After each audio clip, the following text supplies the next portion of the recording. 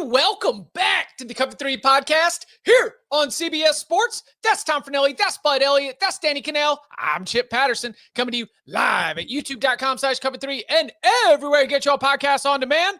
Thanks for hanging out. Smash that subscribe, smash that like, and come and join us in the chat, aka the Cover 3 tailgate, where they are already contemplating what it might be like to be holding a Charlotte Moneyline ticket here on this Thursday night. Oh boy, that's right. We got week 4 on deck. We are going to be giving you all of our locks from Thursday to Friday, all the way through late night Saturday, and so much more. But before we jump in with eyes ahead, we must first look back. So let's take a look at the week 3 results. But it was a 6-5 week. The wins were Houston -4.5, Miami first half -9.5, Arkansas +7.5, the under 61.5 in Oregon State, Texas Tech, the under 48.5 in Utah, Wyoming, and Memphis -3.5. The losses were Clemson -3, Florida +7.5, Tulsa +14.5, and UAB -11.5. Notes on what you saw, what you learned, what are we taking moving forward? Okay, so true results: Houston, Clemson, Miami first half, Georgia UT, Arkansas was a true for me, Tulsa, UAB, Texas Tech under sure, Wyoming under for sure, Memphis. Honestly, Florida's the one that I felt like their defense played well enough for them to keep that thing close, and the offense totally just crapped the bed. So didn't 5 interceptions. Yep, that would. Yeah, I didn't deserve to win that, but like post watching, would I bet that one again? I would. I wouldn't, like, after watching, bet the losers again. Right, like that's the only loser I would bet again.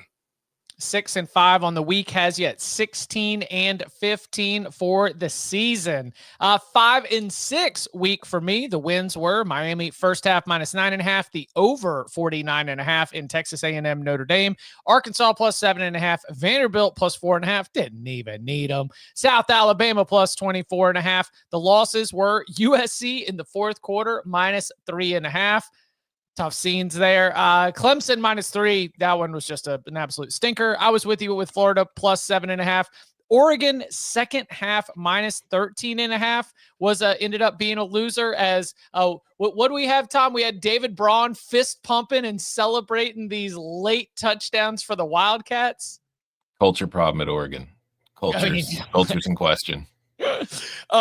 Richmond +21.5 couldn't get it done in Kenan Memorial Stadium against Bill Belichick. And then Minnesota -2.5, among the more stunning results in terms of my expectations going into the week. Congrats to Cal. That was obviously something. We got the update, I think, after the show that Darius Taylor for sure was going to be out. So I knew I was a little bit in jeopardy, but that it wouldn't have even made a difference the way that Minnesota played, the way that Cal played.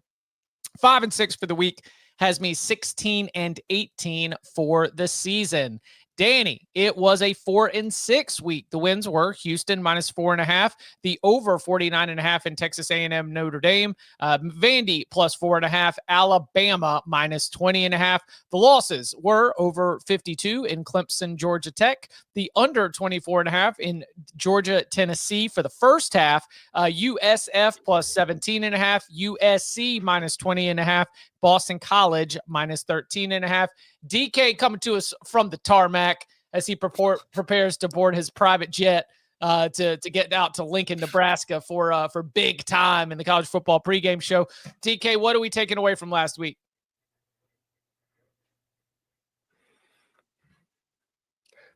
Man, a few words. We cannot hear you, Daniel. No, you're on mute. Just get. You're muted. You're muted. There. Now do we have it? It is sound. Yes. Great. This is not working out good. No, we're it's bumpy. You can hear me.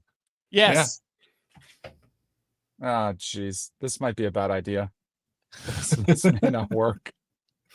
Can you guys hear me okay? Because I don't want to derail the whole show. People want to get the dang locks. I'll lay low key. I'll wait till our picks. You guys review yours. I'll just hope and fingers crossed that we can get some picks in.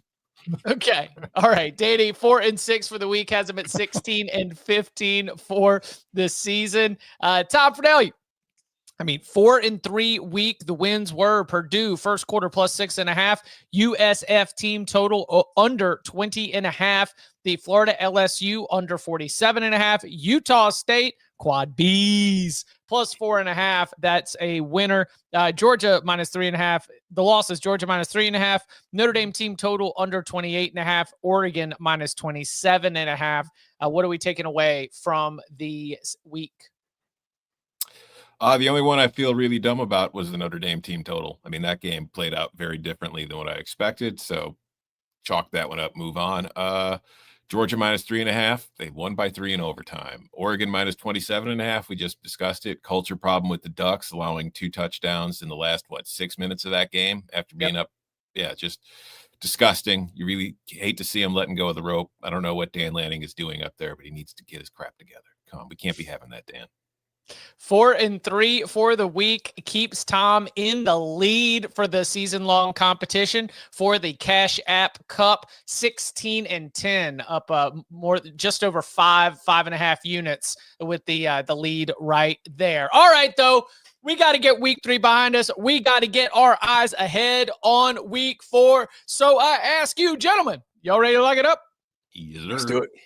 Since 2005, the under in games between service academies is 40-9-1. We're picking locks. Give me an over in this one as well. A little 2-for-1 special. Don't get these locks. I was a sicko last week. Y'all were watching the good games. I was live betting the hell out of ULM Kentucky. My Blue Plate special 5-star locks are coming. 5-star master lock. Lock it You up. want these locks. I'm living and dying every point, every cover. And this is a reminder that this Locks segment is sponsored all season long by Cash App.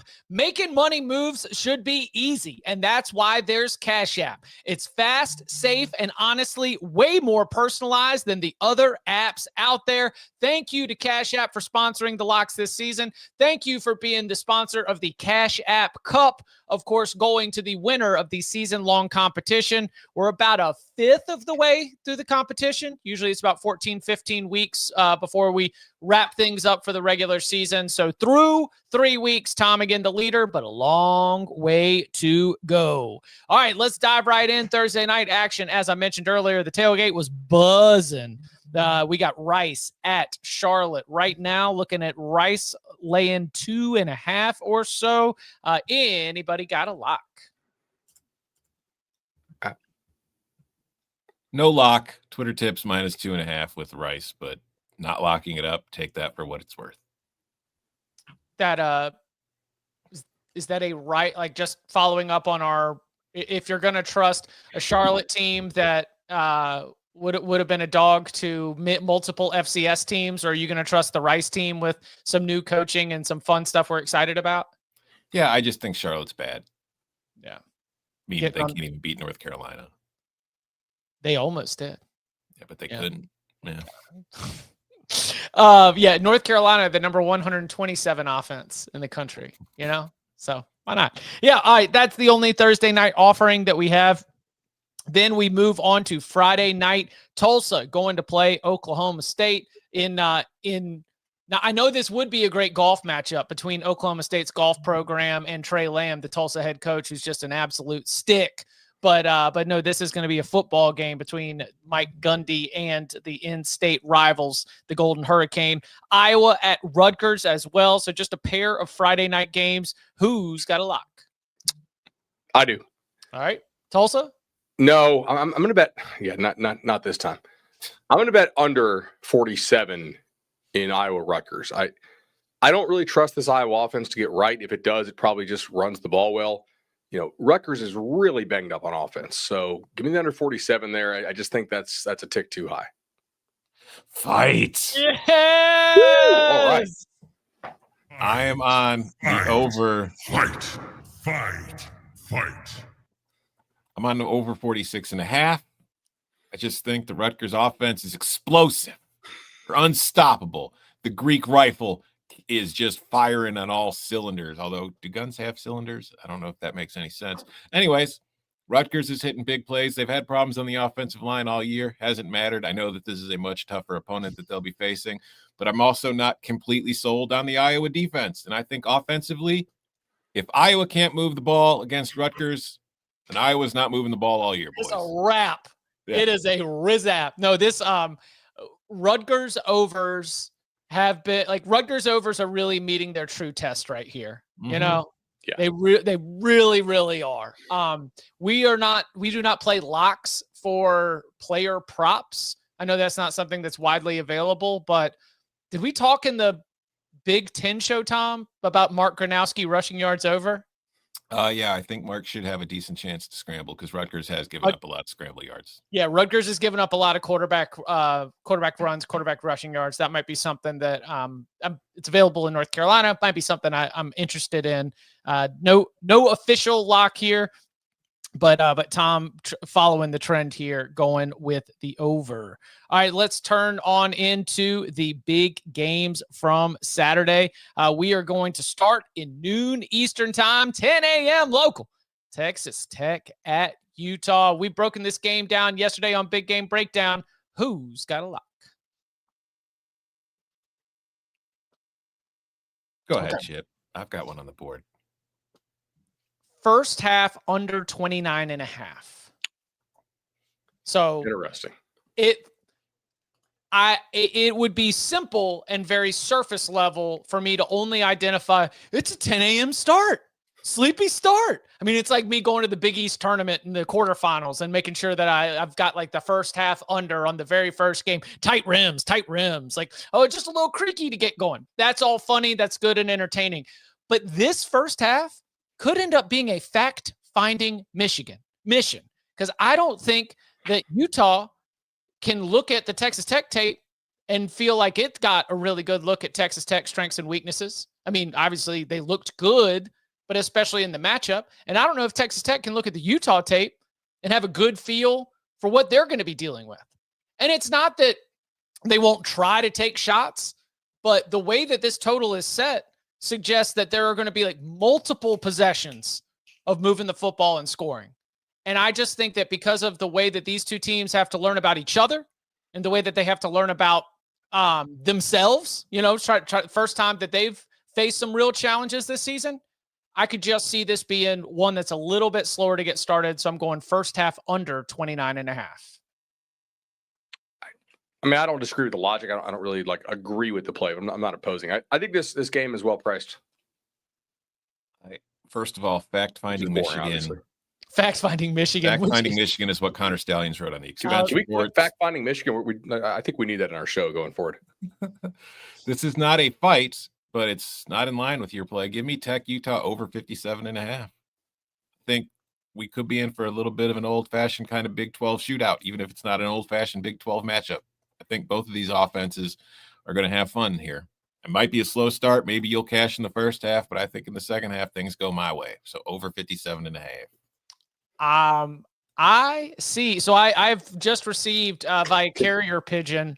I have just received the DK's in the chat. I've just received DK's picks, to which I must do. I'm glad you're still with us, but that is a fight.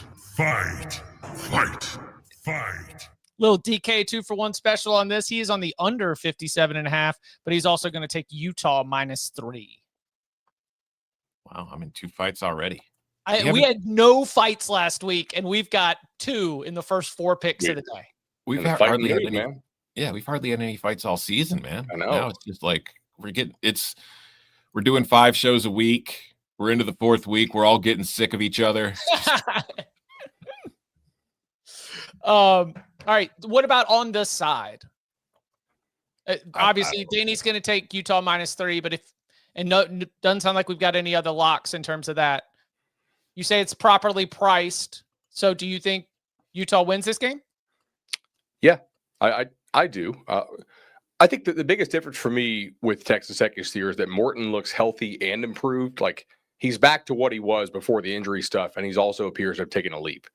It's a little bit hard to judge because they have played Oregon State might be sneaky awful, right? Mm-hmm. Like, and they've lost 10 of their last 11 on the field. They could easily be like, if you told me they were outside the top 100 from a power rating standpoint, I would actually agree with you at this point. So it's hard to tell. And Kent State is very much in the running for the worst team in the FBS. Mm-hmm. So it's a little bit hard to tell, but he does look really good, man. How much pressure can Utah get on him? I do trust Utah's physicality.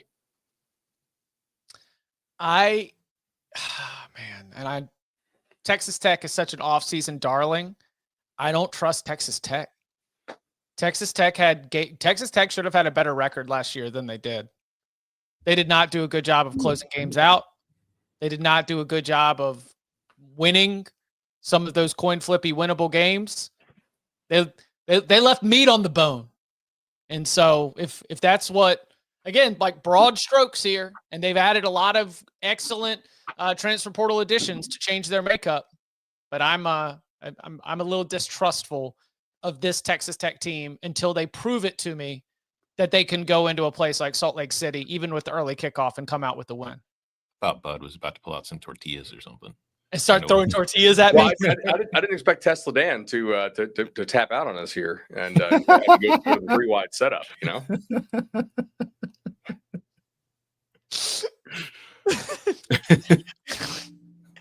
Thank you, Tesla Dan, for your efforts. You're doing a lot for us.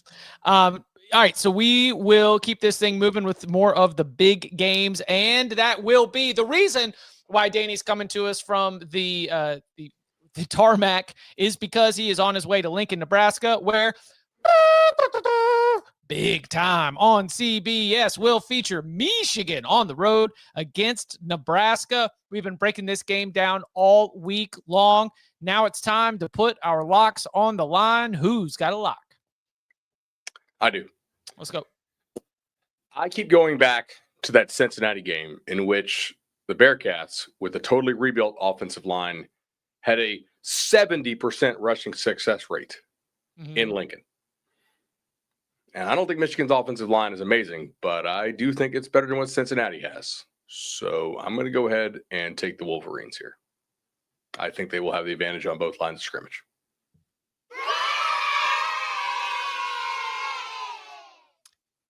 There is a chance that Bryce Underwood's really, really, really, really good. A chance? Or you mean like really, really good right now? Right now. That's what I'm saying. Okay. Like hey, guys, have you ever seen me fall for the hype before? Have you ever seen me jump way over my skis in terms of wanting to be in on something and wanting it to be now? Me neither. Yeah. I mean, there is a chance that this is Bryce's spot, that we're all tuning in and we're thinking, because this could be a Matt Rule program win. This could be a big moment for Nebraska and the Sea of Red and CBS and all like this. This definitely was it 4-0 for the first time in almost a decade if Nebraska is able to pull off the victory. But this also could be Bryce Underwood already got one road environment to sort of feel that and go through the motions, and he's continuing to stack experiences. Bryce, this might be a spot for Bryce. And I'm with you on looking at how Michigan lines up against Nebraska's defense might be the biggest advantage between the two offenses and the two defenses. So yeah. I'll go ahead and I'll take the Wolverines. Maybe like them in a money line situation if I don't want to have to sweat the 2.5. But listen, I'll take the 2.5. Or 1.5. Do we have 1.5s? Yeah. Okay. Really? Where at? Let me see here. I see it now. This is 367. I see it. Okay. All right. Well, we've had a lot of fights, so I'm happy to finally see some unity there between the two of you. But bar fight. Oh, bar fight. Woo! Okay. Fight.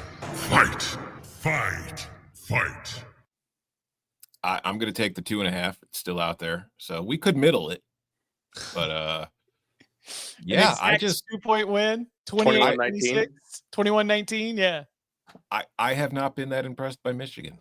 I think Bryce Underwood shows a lot of good qualities for somebody his age. I think overall the offensive operations left a lot to be desired for me. I think that defensively Nebraska has been pretty good. throughout all of its games, including the Cincinnati game. I don't think Michigan's receivers are going to be able to be relied upon to make big plays down the field for Michigan to help them move the ball. I think Michigan will have to run the ball. I think Nebraska, if they know they can just put an extra man in the box, will be able to stop the run. I like Nebraska at home. I think not having Sharon Moore here is a detriment. I know a lot of people will jokingly say it's, better off for Michigan because maybe Biff will take the sleeves off and let Bryce cook, but I don't know what Bryce has to cook with. Like, you can give him a stove, but he doesn't have any ingredients. So give me the Huskers at home. Whoa. Look at Tom with bars. No, this did not go into my pick for the game necessarily, but there is some part of my brain that is also still riding on the wouldn't it be hilarious if Bryce Underwood's stats are better with Sharon Moore suspended. Like, if we run those splits after this week and we're like, I mean, is Biff the real answer? That would just be funny, just in terms of overreactions that don't carry much actual significance. All right. Anything else on Michigan, Nebraska? According to my DK log right here, I don't see anything from him in this game. Okay. Pretty strongly prefer under to over here. Yes. Yeah. I would definitely agree with that. All right. Let's keep it moving. Also, 3:30 p.m. Eastern time, Auburn at Oklahoma. Jackson Arnold revenge game. Moneyline Mateers. I think Moneyline Mateers in the chat. He mentioned during Big Game Breakdown he might be kneeling at the 2 at the end of the game to solidify the under. So Danny has under in the prior game, I believe. Oh, okay. So I can get him 46.5. All right, 46.5. DK in on the under right there. We got to get DK in the private chat and just not add him to the actual broadcast. All right. What about right here? DK does have a pick here. DK is going to lay him with the Sooners. Anyone going to grab any part of the side? Lock agreement. Oh, yeah. I tipped my hand a little bit in our Big Game Breakdown.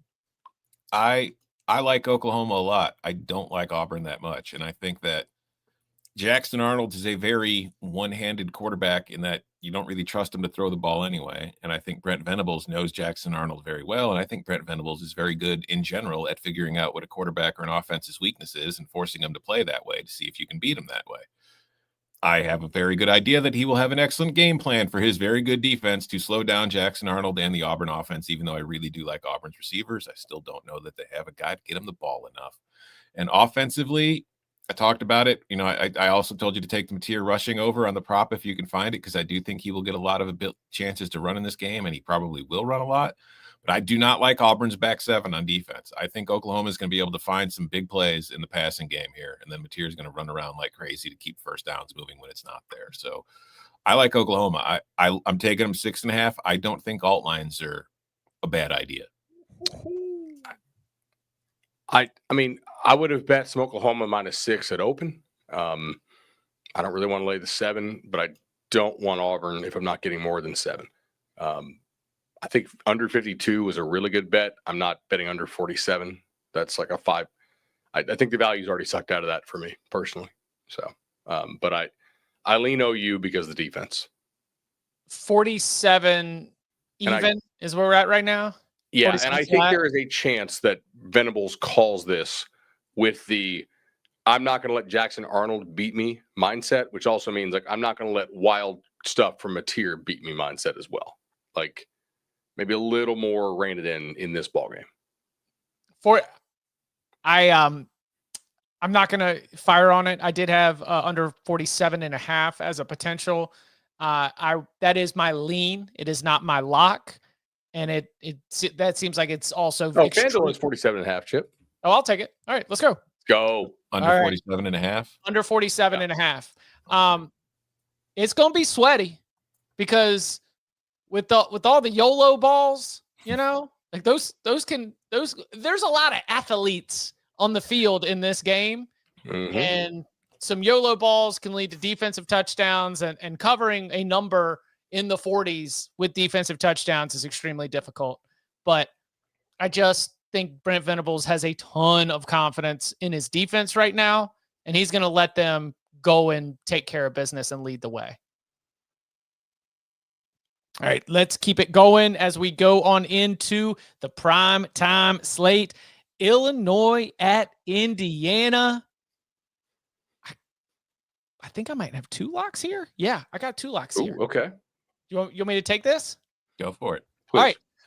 So the Fighting Illini have gotten off to some slow starts, and they're going to be playing on the road.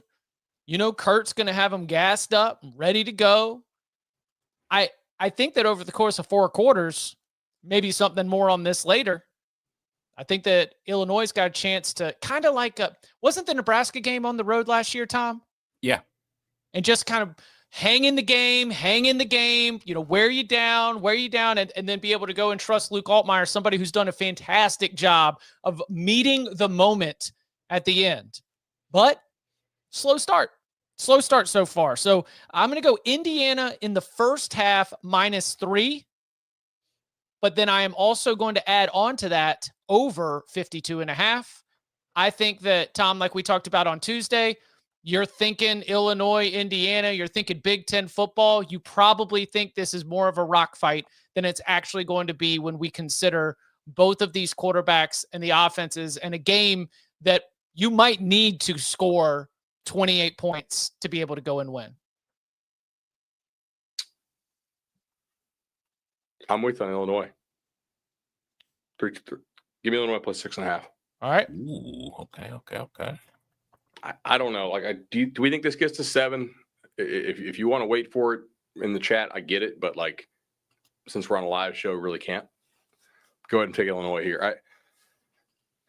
I don't know. I just don't think that there's that big of a gap between these teams. What are you using for home field here? 2? 2. It's not a serious travel situation. I don't think that there's a 4.5 point gap in these teams.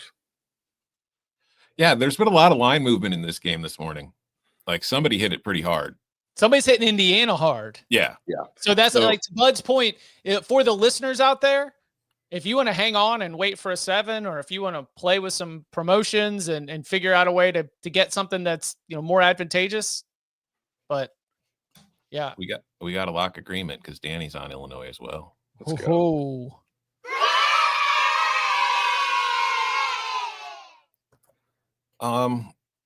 Danny said that he's on Illinois because they are the better team. They are a superior program. He wishes he went to Illinois and played there instead of Florida State, because then he could know what it's like to play at a real football school. And he just said ILL. So thank you, Danny. That was great. I'm not picking anything here. I've got enough on the line with this one, because I'll be honest with all of you guys. This is a terrifying game for me, because what's the knock on Indiana always been since last year? They ain't play nobody. They can't beat good teams. What if Indiana beats Illinois? Because they might. And then does that mean Illinois is not a good team? And then I got to deal with that. Because remember what happened when they beat Nebraska last year? People were like, well, Nebraska's the first real test. Right. And then Nebraska goes to Bloomington and gets the crap beat out of it. And then everybody's like, well, Nebraska wasn't really that good. If Illinois loses this game, is this going to become Illinois is not really that good? Forget that 8 next to their name in the rankings. Those rankings are meaningless. So that's scary. It's also just scary as an Illinois fan, because this is how things typically are supposed to go. You got that PTSD. It's like, no, they're going to lose this game. But Illinois could win. And if Illinois does win, they're undefeated still. They've knocked out one of their primary competitors for the playoff spot in the Big Ten. They got a big road win, 2-0 on the road, and they start creeping up the rankings even further. So honestly, my read of this game is I would rather have the Illinois money line than the spread.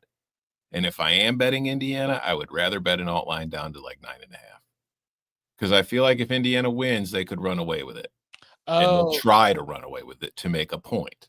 Whereas I feel like if it's a close game, I trust the veteran experienced team that's been there together for 3 years and has been in those games. Indiana has not been in a lot of close games, and there's a lot of new players on that roster. So when it comes to nut cutting time, they might screw up. So that's how I feel about the game. I'm not locking anything up, though. I'll need to go and revisit our look into nut cutting time, the history of nut cutting time, and why it is called nut cutting time. There is documentation somewhere, debatable, but at least documentation. All right. Anything else on Illinois, Indiana? And yeah, there might be something more on that later as well. All right. Hard Rock Stadium, Miami Gardens. Check your date lines. They don't play in Coral Gables. Miami Gardens, Hard Rock Stadium, Florida and Miami, another in-state battle. Another challenge for Billy Napier, who for the second week in a row, we ask, can you get up off the mat? What is your response for Miami? You passed the test against USF. You obviously handled the Bulls better than the Gators did, yet you find yourself as about a 7.5-point favorite at home. Who's got a lock? I do. Are you going back to the well? First half under 26, baby. You know it. Nice. Yeah. Just like we did against the Irish. It's a big game. You got Caleb Banks banged up again. What does Miami love to do? They love to run duo, get that double team on that guy and climb to that second level. And I think they'll love to double team whatever backup Florida tries to throw out there. So go ahead and give me Miami establishing that run in the first half, and Florida's offense just keep establishing whatever the hell y'all been doing for the first 3 weeks. So that's fine by me. For this under here, that was rough last week. I mean, that defense turned in a hell of an effort against Nussmeier, and they squandered it. So, give me first half under 26 in Florida, Miami. Same line of thought here. Give me the full game under 51.5. I think the defensive lines in this game will have a good enough time. Whereas Florida has the tougher battle, but as I talked in the big game breakdown, I think Florida's still good along the lines of scrimmage. I think the rest of their offense is a mystery, but I do think this will be, I don't want to say rock fighty, but it could be rock fighty. Like this could be like 13-10 going into the fourth quarter. So also, Chip, I don't want to steal any possible thunder for you, but wouldn't it be hilarious? This does feel like one of those games. Yeah. Well, Danny would love it. Danny's taking Florida plus 8.5. Florida plus 8.5. Mm-hmm. Do we have 8.5? I see 7.5s. I don't see an 8.5. Sorry, I was stuck on first quarter team totals. Let me adjust my thing here. This is 324. Yeah, 323, 324. Yeah, I only see 7.5s. Yeah, I see 1-8 out there. Okay. I see no 8.5s. I'll give him the 8. All right. I am going back to the well. The well that I have, might be a principal play. I'm gonna go Miami first half minus 4.5. I'm just gonna check out. And when it hits, when you get to clue number 3 in the escape room, I don't want any part. Okay. Clue number 1 tells you where the key is. That opens the box. That has clue number 2, which can then take you over to where the riddle is. And when it comes time for these two to solve the riddle, I don't want any part of it. So first half only for me. I know that clearly Miami covered the full game. It wasn't a problem against USF, but I'm just going to keep it with that. Miami leads by a touchdown, 6 or 7 points at halftime. Miami in the first half minus 4.5. Might just keep riding this one.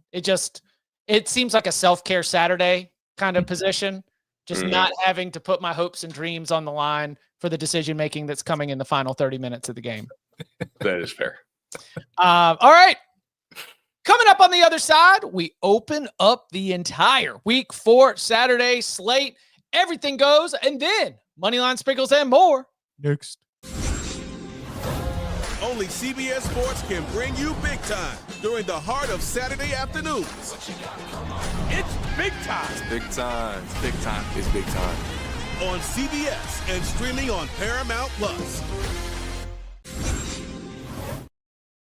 Back here on the Cover 3 podcast, let's take a look at what we got on the board so far. Bud has the under 47 in Iowa Rutgers, Michigan minus 1.5, Illinois plus 6.5, and the first half under 26 in Florida, Miami. I've got the first half under 29.5 in Texas Tech, Utah, Michigan minus 1.5, the Auburn-Oklahoma under 47.5, Indiana first half minus 3, Illinois, Indiana over 52.5, and Miami first half minus 4.5. Danny's got Utah minus 3, Michigan-Nebraska under 46.5, Illinois plus 6.5, Oklahoma minus 6.5, Texas Tech, Utah under 57.5, Florida +8. And time's on. Iowa, Rutgers over 46.5. Nebraska +2.5. Florida, Miami under 51.5. Oklahoma -6.5. And Texas Tech, Utah over 57.5. I believe, Tom, not only are you the leader, but I believe you also have the honors on the tee box. So where would you like to go? Let's see here. We're going to go late night. Let's go. Los Angeles, Hollywood, the Trojans. Balling out of control all season. Offense has been incredible. Starters have barely played in the second halves of games. They're just blowing the doors off of teams. Coming to town. It's their centuries-old rival, the Spartans. And we saw a couple weeks ago, those Spartans, that secondary got torn apart by Dylan Lonergan and the Boston College Screaming Eagles. I like Dylan Lonergan a lot. I think Dylan Lonergan has NFL potential. I do not think the receivers he was throwing to are in the same tier as the receivers that Jade Maeva will be throwing to with USC. Those guys are putting up eye-popping numbers, and again, they're hardly playing in the second half of games. Give me the USC team total over 37.5. Back at home, I think the Trojans are going to run it the hell up. 100% lock agreement. I think Danny has USC minus the 17.5. He's going to take USC, but I am choosing to identify the part of this matchup that I am the most confident in, and that is absolutely reacting to what we have seen from Michigan State's defense against the competition they faced, and now against one of the best passing attacks in the entire daggum country. So I see 37.5, and I'm just like, do I think that Lincoln will touch 40? Yes. So yeah, I'm right there with you, over 37.5 on the team total. Again, Danny locking up Trojans minus 17.5. Yes, Bud. Full game over 55.5 for me, please. I mean, look, so many ways to win, and we're all holding hands. Like, it ain't Kyle's going to score for Michigan State, or he's going to score for USC. Yep, that's part of my team total plan too. Exactly. Yeah. Yeah, that's that. And look, it's the 11 o'clock game. You know, like this is what we want to do at the end of our Saturday. Is we want to see USC touch 40. We want to see the game go over. Danny wants to see USC covering that 17.5. Danny, stay up with us. Come on. You can do it. I believe in you.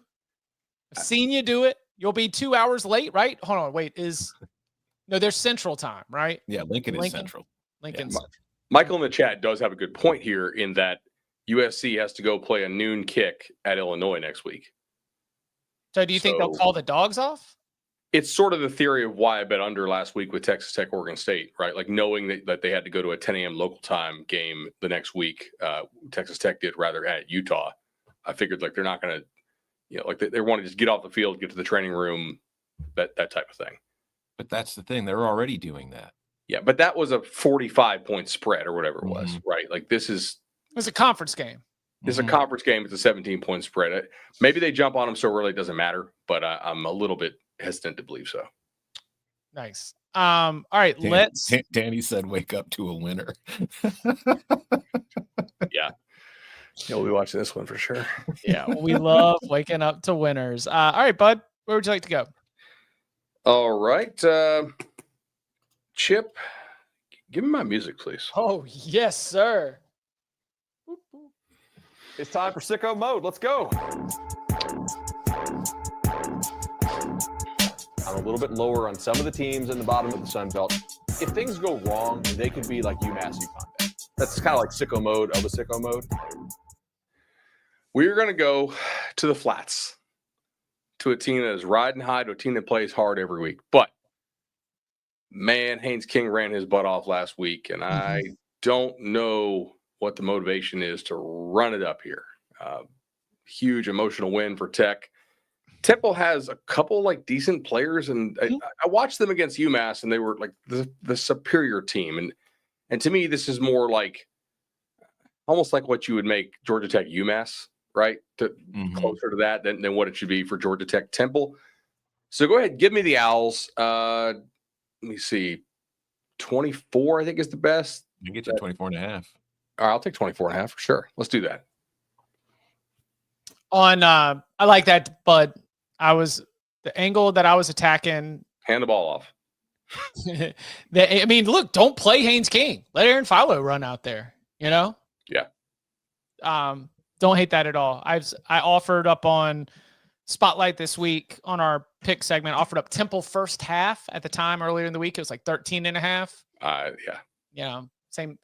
Very, very much seeing the ball, kind of like you are. Not going to throw it here on a lock, but just because my card's already so beefy. You want to, yeah, let's do it. Hey, I don't want to play the music again, but can we just remain as disgusting? And let me see if I can raise you absolute unwell, not healthy lock. I'll go puke for puke with you. I got more coming. Let's go, buddy. All right. I got that one too. Sam Houston first half team total under 2.5. We want a daggum goose egg on the board at DKR. Okay? I'm so sick and tired of all this airtime that's being given to how bad Texas's offense is, and nobody is celebrating the Longhorns defense, which are out there, talented as ever, playing at a high level, and they are going to keep Sam Houston, Bearcats with a K, scoreless in the first half. Sam Houston, first half team total under 2.5. Chip, you know what these are? We got some mean and we got some mediate. We got some mean, we got some median, and they are deviating, bro. That's right. Look at you. I'm so proud of you, man. This is exactly what I wanted like 5 years ago. Okay. I also have a play on this game, Chip. So good. And it is it's the Sam Houston team total, but I'm taking it for the entire game. Give me Sam Houston team total under 7. Holy cow.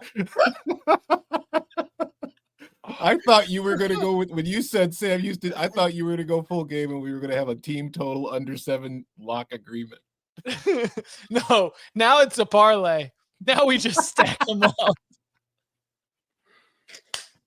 All right. I got more.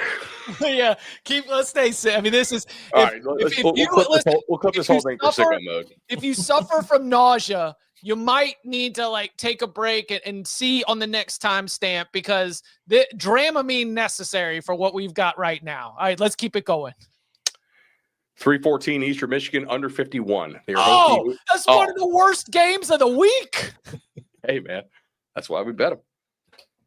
They don't ask how, they ask how many. So, and hopefully not 51 is the answer to that. So under 51 there for me in 3:14 Eastern Michigan hosting ULL. All right, what else do we have here? God, that Cajuns team is sad because they're not as good as they should be. That's like when a bad team is bad and we knew they were going to be bad, that's one thing. But when we're 4 weeks into the season and a team that we thought was going to be a lot better hasn't been, and they've got to go to Ypsilanti. Huh. All right. Did you guys watch Boston College Stanford? Actually, no, let's save this. That this is not quite sick enough. If you watched the Texas game against UTEP, you probably saw a lot of bad quarterback play from guys wearing orange, both sides. Yep. But you also saw a UTEP D line that was like kind of game, you know? And I think that they can really control what ULM wants to do. I'm going to go ahead and lay the 6 with UTEP. I think this should be 7. So go ahead and lay them with UTEP over ULM. I can get you 5.5. I'll take 5.5. Hope I won't need it, but sicko mode, you never know. We're laying damn near a touchdown with UTEP. All right. I got another sicko here. I think this is sicko. It's not a sicko game, but it's a sicko side. Okay. We're going to go to Nashville in a revenge spot. Yeah. But Vandy, much like the Haynes King thing, off a huge emotional win, a quarterback who takes a lot of hits is a major part of your run game. You got conference season coming up. You got real aspirations on the line. I'm not saying you're not trying to win the ball game, But I am saying I don't know if I need Pavia taking a million hits in this thing late, right? Instead of an RPO, maybe you just call a straight handoff. I actually like Georgia State's front to get a couple stops late in this game, maybe to keep this thing under the number of 27.5. Give me the Panthers. 27.5 going into Nashville. Disrespectful. Wow. You hear that, Barton? They've got 36-32 plastered all over that building right now, you know, telling them what they can. Listen, I know that the Birmingham Bowl trophy with those ass cheeks out. I know it's a beautiful trophy. The Boston College trophy, you mean? Yeah. Moody cheeks. Yeah. I understand where you're coming from. All right, all right, let's gear back onto the rails. Let's give, I don't know if DK is like a game that's not horrendous. Well, I mean, debatable. This game is not horrendous. This game is fun. He's going to do it, and I'm going to jump in there too. Give me Iron Skillet over. It seems square, but I don't see stops. It would be among the most stunning results of week 4 if this is a rock fight. Now, if it doesn't cash, that's fine. I mean, it's a super high total in the mid 60s, but yeah, 64.5. 64. I get you. Did you say Danny's on it too? Danny's on it too. All right. It's I can get you 64. Yeah. Okay. Oh, Danny's on it too? Yeah. Yep. Well, you're going to play the music, Chip? Oh, yeah, sure. Come on, man. Just because he's not here doesn't mean we have to censor the children. That's true. Let's see. No, I'm not going to make that. 1, 2, 3, 4, 5, 6, 7, 8. Why don't we hit a break? All right. Coming up on the other side, more of our week 4 locks and Moneyline sprinkles next. Name's Conrad Harrigan, family man. And if you cross my family, well, you'd better pray. Mobland, new series streaming March 30th on Paramount Plus. Bud, were you eyeing a game in Charlottesville? I was. Yeah. Are you going to lay him with Virginia? In the first half. Ooh, I might like that more. But I'll stick with my hunches. We can both win here. I could see them park the bus. Remember, they have short rest to an FSU Friday night game next week. So I would go ahead and lay UVA 8.5 in the first half over Stanford. When I watched that ball game against Boston College last weekend, holy hell was Stanford fortunate, man. Like our friend Brad Powers was kind of putting these clips out on Twitter, and I was like, yeah, he captured this exactly how I saw it. Like BC's going to the score and whoop, just ball like flips up and is recovered in the end zone by Stanford. Stanford gets a pick 6 right before the half. Stanford gets like a shoestring tackle miss on what should have been maybe like a 14-yard pass play that goes for like 70 on either a tight end or, good God, Stanford's receivers are slow, one of the two. And just Virginia looks competent offensively and defensively. I'm not sure you need to be competent to stop Stanford.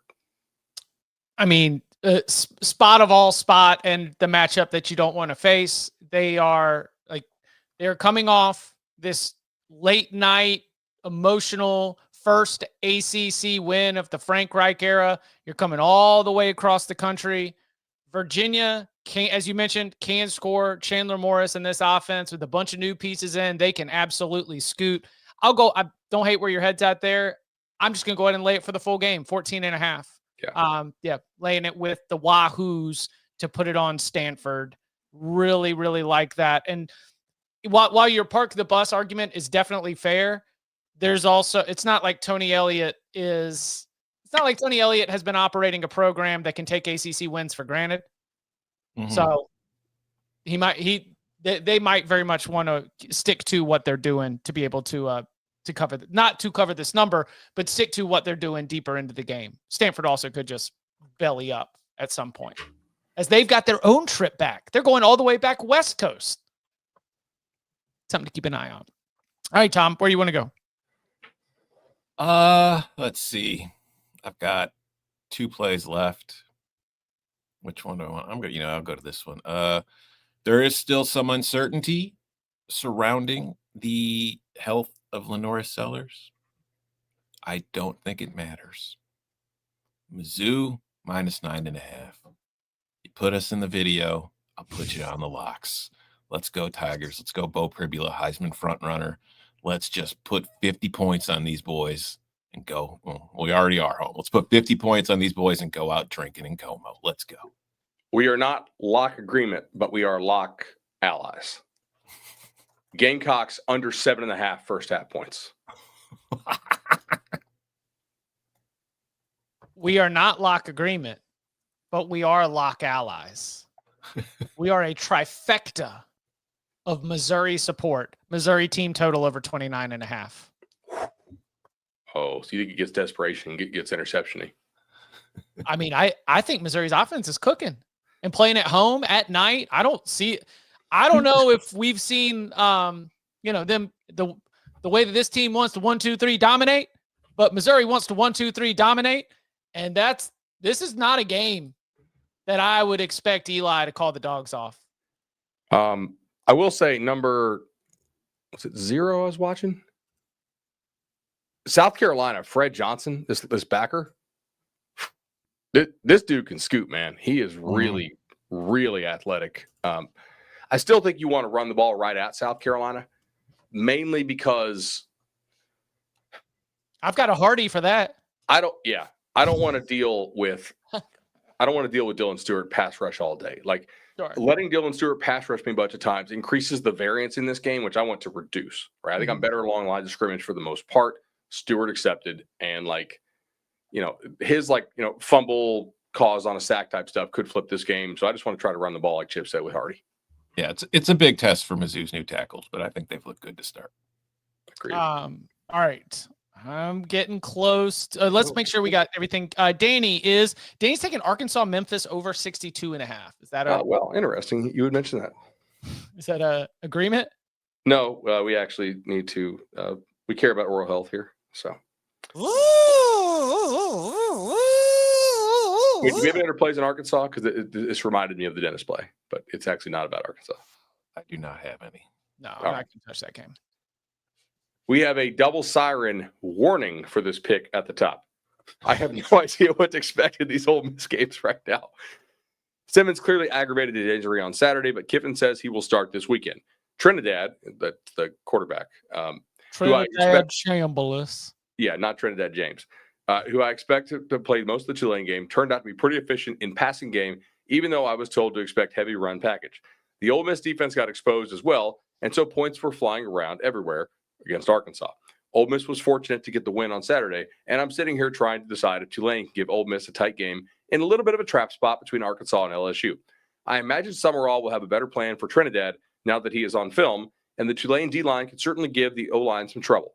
So the low-confidence American Dental Association Dentist Suicide Prevention Hotline pick of the week is Tulane plus 12.5, tooth emoji, lock emoji, coffin emoji, no wave. I don't know if I like straight and narrow dinner. I'll take the green wave, and I will lock it up with the dentist. Damn. Oh, shoot. I mean, I know he listens, but damn, like that's a hell of, yeah. It is, yeah. I don't trust Ole Miss to cover this number against Tulane coming into town at this point in the schedule. Don't believe me, just watch. I'm out on I'm out on thinking Ole Miss is just going to be able to paste them right here. Yeah. Got a little chip line value on this one. It dipped down to like 10.5. I was worried it hit 10. So we're in at a bad number, but we're on a better number on the lock. Let's go. I just see Jake Retlaff scrambling for a touchdown in the fourth quarter to kick down the back door. Yeah. Absolutely a potential here. Do you guys have an opinion on North Texas Army? No, but I looked at it. I just don't have a strong opinion on it. I just like different people I respect are on both sides. Yeah. I'm just sort of undecided. I don't know what to make of Army. Yeah. That's really, I think North Texas is pretty okay though. I think I've got, Danny's taking Florida State minus the 45.5. Of course. Yes. That's the only way I would play it. It's just like, will Mike let Malzahn keep the hammer down? Yeah. So let's make sure Danny's. Oh, he got we got Iron Skillet. Got his Arkansas Memphis. Got his. Okay. So Danny is tapped out until Sprinkles. How many, Bud, Tom? How many you got left? I have one. All right, let's hear it. Still don't think they've caught on, boys. Bronco? Still don't think they're giving them. No, I still don't think they're giving them the proper amount of respect. And I think that they're going to earn a little bit more of it this weekend. People will finally step up and notice. And hey, you know what? The line has moved since we started the show. So apparently somebody's paying attention. I guess I've lost a point, but I don't care because it's still where I need it to be. Give me Purdue plus 25.5 against the Fighting Irish of can't stop nobody. No how. Will not. Purdue's going to be able to move the ball in this game. Notre Dame's going to win, but Purdue is going to hang around, and they're going to lose by less than 20. Give me the Boilermakers.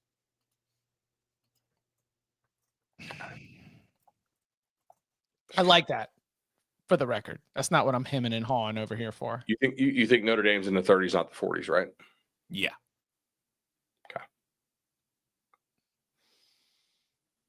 Wouldn't it be hilarious? Do you know what the worst game of the week actually is? Marshall, Middle Tennessee State. Yeah. Oh, God. It's Marshall at Middle too, right? I've got no opinion on this. It's just like that. If you had to pick one game to not watch, I think this would be it. We do it in reverse. Some viewers' guides say this is the game you have to watch. We're like, okay, you're going to watch them all, but do not watch this game. Right. Like if we did a reverse draft for who has to cover each game, like that would be one of your like freeze picks where you definitely don't have to play it. Penultimate pick is Ark State, Kennesaw State. I like this little sicko parlay from Joel Penfield. Kent State first half team total under a half, parlayed with Sam Houston first half team total, pays plus 170. You're just rooting for goose eggs. It's such an easy position in terms of what you want. Any scoring position? You know? Why commit to watching one of those games for the full game? And really, like if you get past the first possession and they don't score, you feel really good about yourself because it's like that's what they worked on all week and they couldn't do anything with it. This is correct.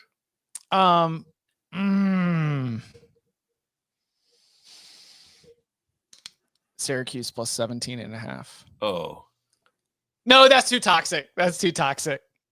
You're not doing it? You're going to save Syracuse for later? Hey, man. Vegas said Canelo was going to win. Listen. Did you hear Fran Brown dropping F-bombs in the press conference talking about Clemson's defensive line? They're effing nice. I'll leave that one. Hey, I've got a different ACC play. Duke NC State over 57.5. NC State overs are back, boys. That's a good one.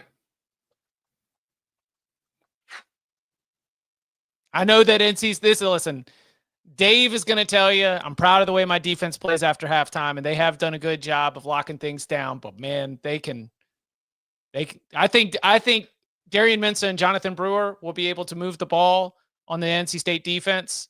And I do think NC State has some real firepower offensively, and this thing could get a little bit loosey-goosey back and forth. I a little bit worry about like the run funnel idea of NC State just keeping everybody back and daring Duke to run the football. But right. Yeah, that's they've played nothing but shootout style games so far. All right. Now I'm tapped out. What else is left? I'm done. I think I have two more. All right. Let me take a look, see if I can find these. All right. 391 Southern Miss plus 3.5. Just give it to me. I think that's gone too far at La Tech. I don't know that La Tech should be laying more than a field goal. It's pretty minimal travel for those guys. They're essentially last year's Marshall team. Yeah. And I know La Tech looks a little bit improved, but like would last year's Marshall team be catching 3.5 at La Tech? That I don't think so. Clearly, like I get why people bet La Tech at 2 at open or plus 2 at open, but I think this has swung a little bit too much.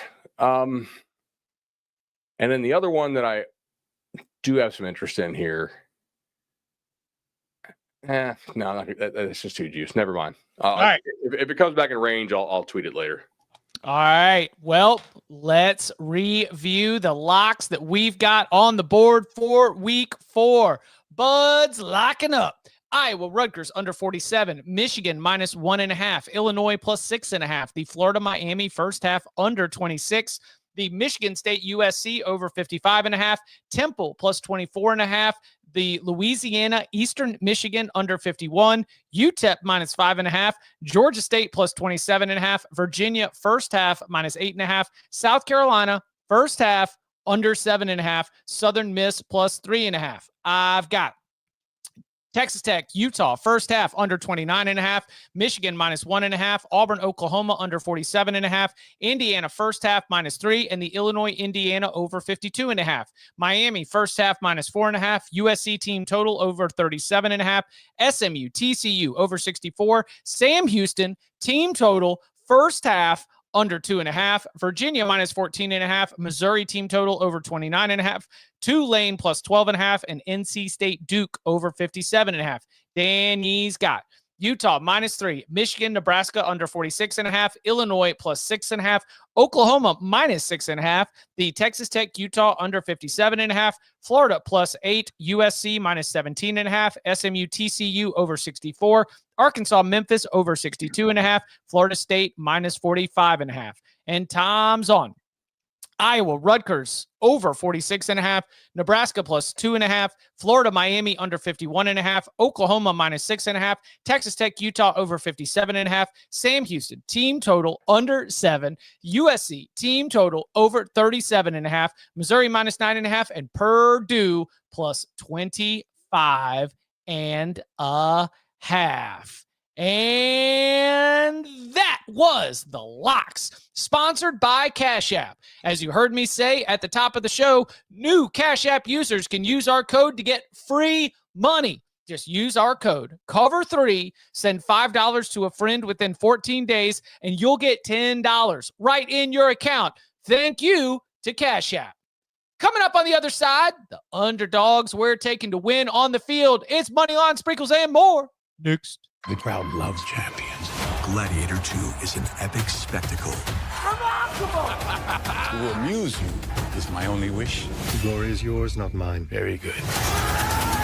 Gladiator 2, rated R, now streaming on Paramount Plus. Back here on the Cover 3 podcast. Just before we get into Moneyline Sprinkles, a few games that we did not have locks on. Curious if there are any thoughts on Baylor and Arizona State. I think it's a good matchup for Arizona State. So I thought about taking them, but it just feels well priced. I like the over more than anything, but not enough to play it. Yep. And then Kansas, West Virginia. West Virginia going to keep it rolling or let down as they got to go play in the booth? I almost bet Kansas in this. I think there was a chance to do that earlier. All right. Yeah, I wouldn't be surprised if there's a West Virginia letdown. And now it's time for the Moneyline Sprinkles segment, brought to you by FanDuel. Play your game. Let's take a look at the sprinkling from last week. Oh, yeah, New Mexico +540 comes home for Bud. We love to see it. Now, I got a couple winners, ODU +235 and Vandy +175. Also, Danny sprinkling in the winners with Vandy +175 and West Virginia +225. Then, oh, yeah, BG for me. Bowling Green gets it done for Tom. All four of us with some Moneyline sprinkling winners. On the season as a whole, Bud jumps into first place thanks to the Lobos. Up 2 units, 2 and 5 on the season. Tom in second place, 3 and 4 on the season, up 1.3 units. Danny breaking about even at 0.5 units up. And I'm 4 and 9. Most amount of winners, but also the most amount of losses. 4 and 9 on my sprinkles, down just 1.55 units. So, Bud, Mr. Lobo cashing at 540. Let's hear it. What are the sprinkles looking like this week? All right, we're going to start with Tulsa +350 at Oklahoma State. Tulsa King rides again. All right. Watch it on Paramount Plus. That's right. I heard it's actually pretty good. It is. 339. We're going to take 339. Maryland plus 300. I don't see a big difference between these teams. So, do you want an emergency podcast on Sunday? Is Wisconsin an emergency podcast level? Actually, yes. I am working this Sunday. So, sure. If this happens, let's get it done now so I don't have to waste a Sunday where I'm off. All right. The Grim Reaper Bud coming in the money line. Yeah. That's right. Hey, man. 388 Air Force plus 305 to take down Boise. Air Force? My Air Force Falcons? JV team grown up? And 366. That's a pretty heartbreaking loss for Arkansas. Who do you think cares a little more about this ballgame? I'm going to take Memphis plus 250. Okay. Did you? I got one I want to ask y'all about, but I'm going to save. I'm not going to steal your thunder, but there is one I'm a little curious about. Okay. I'm sprinkling up. I got a little Tulane. I think we got plus 375. Chance they go in and knock them out. NC State plus 145. It could be a wrong team favored situation. And with that potential, I don't know if y'all heard, but Dave Doran in the postgame press conference after Thursday night, and then at his early week availability, and then on the coach's show, he said so many times, guys, I want to thank all of Wolfpack Nation for coming out. There was a lot of red in those stands, because what he was doing was, yes, thanking the State fans who showed up at Wake, but planting the seed for NC State fans to buy up tickets in Durham, because, Tom, as you saw, there was a ton of orange at that game, and that was Illinois fans. So much longer trip. Yeah, I think that there's a little bit of a potential for some Wolfpack takeover in Durham. We'll see how it goes. Illinois plus 195. Just if we've got these two teams and it's a one-score game and it's late, we are a Luke Altmaier podcast. I'm going to end up riding with Luke Altmaier. And then there's a game. The kind of game that makes you scratch your head. Oh. Be like, what are those boys doing in Greenville this weekend? Why is BYU going to play the Pirates? And why are they doing it on Parents' Weekend? And why did ECU want this as a night game on Parents' Weekend? Give me ECU plus 200 on the field. I don't hate that. All right, the two I'm considering. Hold on, Tom's got to go. Oh, shoot. My bad. Chip and I, we are in agreement on NC State plus 145. Bud, you and I are in somewhat of an agreement in that I'm taking Southern Miss on the field at plus 150. And Chip, you took Illinois at plus 195. I'm here to tell you that you can get it at plus 200. Because he's taking it too. And it's a good bet because Illinois by $1 billion. Indiana sucks. You're a basketball school. You always will be. Stop trying to pretend any different. Ooh, I've got, let's see, what do we have? Moneyline sprinkles. Oh, Moneyline sprinkles from Danny. He rides. He's got Illinois. He's got Nebraska plus 115 over Michigan. He's taking North Carolina plus 220 over UCF. But then I realized North Carolina sucks. That's not bad. You have that much confidence in UCF? No, but you just never mind. Well, let me continue because he's also taking Syracuse plus 580 over Clemson. Danny. Hey, Danny said he's watching with Jenny. Hey, Jenny. Said he's watching with Jenny Dale in the Delta Sky Club right now. Jenny, cut him off. Cut him off right now. This boy's getting mean. He's riding high on his horse. He's laying 46 points against a real FBS football team, allegedly. Real FBS football team. He's calling Syracuse to take out Clemson and just make things even worse. Hey, Danny, if Syracuse beats Clemson and you get this Moneyline sprinkle, you've got to watch every minute of Dabo's press conference next week. Okay? We might need to fly you there. I might want you sitting front row for it. We have to. All right, Bud, what were you thinking about? The two that I'm still debating. 380, Liberty plus 275 to take down JMU. And of course, 347, Wyoming to go into Boulder. I like Wyoming more than I like Liberty. Feels like a high variance opportunity. Yeah. Maybe they get killed. Wyoming can't really score on anybody, but I don't know. Colorado didn't look like they were playing real hard second half, man. I need Virginia Tech's university president to ominously walk into the JMU Liberty game and just stand out there and just look at both of you. One of you makes it to the next round. The other one is discarded from the candidates. All right. So is that it? Are we all sprinkled out? Yes. Yeah. Okay. And that was the Money Line Sprinkles segment brought to you by FanDuel. Play your game. All right. Whew. Yeah, JMU's defensive line against Liberty's offensive front is something that I haven't watched Liberty enough to have a good feel for how they're going to handle that. But that seems like, because JMU is not, they're not a one-trick pony, but they definitely are not a five-tool player. I would agree. Was that too many? Was that I crossed too many sports there, Tom? No, it made sense. I was Okay. just, yeah. I'm just trying to think of like a pony playing baseball now. Well, all right. Are we good? Is there any other games we need to need to get in? I mean, shoot, we're at 75 minutes. Yeah, that's true. Danny asked Jenny what her thoughts about UMass are this week. Oh yeah, does Jenny have a UMass lock? Who is UMass playing? I don't know, but they're going to lose to them. We got losing to a bye week is rough. bye week minus 2.5.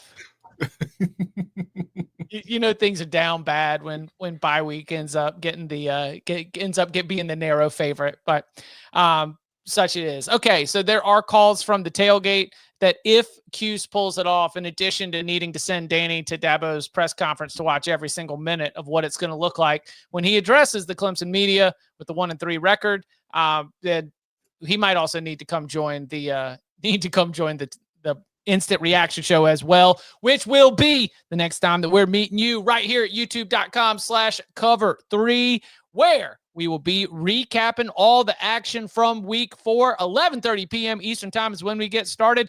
Jump in the tailgate early, get the conversation going. We are a multi-screen experience. We all got locks on that USC Michigan State game. So get us going.